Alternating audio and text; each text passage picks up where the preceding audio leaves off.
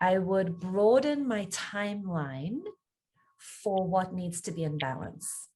And what I mean by that is, in a micro moment, in the span of half an hour, I may need to be completely immersed in grieving and sobbing.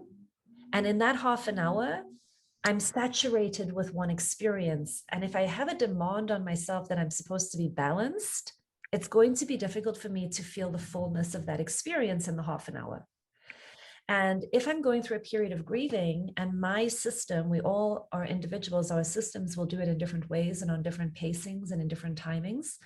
If I have some idea in my head that it takes a month to grieve, and I will give myself a month, and then a month and a half later, I'm like, well, I'm not in balance because I'm still in sadness and depression. It's a way of working against ourselves. Okay, it's a way of being of self-violence. So I'd broaden the timeline for balance. I would hold balance as an intention in the long term. And then I would give myself a lot of room to be on the roller coaster of what this particular experience is going to be bringing up in me.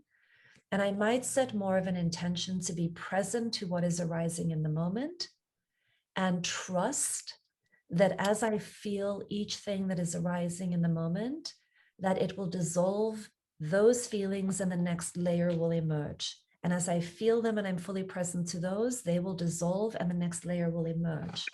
And that I would remind myself that it is the nature of my system to be in balance.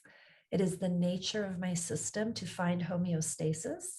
And my job is to work with myself, feeling and moving and being present and witnessing without fear and with a lot of compassion as I go.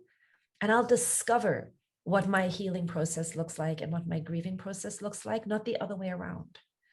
The other way around, domination systems tend to train us to think you have to have a strategic objective and you have pacing and you have timing and you have deadlines and you have goals. And this is how you go through it. And then you're evaluating the degree to which you're matching this template. And this can kick up a tremendous amount of suffering.